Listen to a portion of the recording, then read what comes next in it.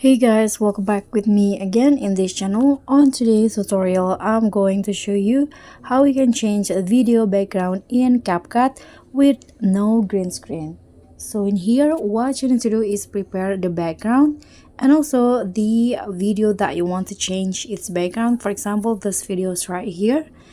And then put the background in the main track. So for the video that you need to remove the background, you can click on the video and make it as overlay like this and drag it. Okay, I'm going to trim the duration first, and after that click on the overlay video and remove the background. Use the auto removal. Then just like that, the video background will be changed.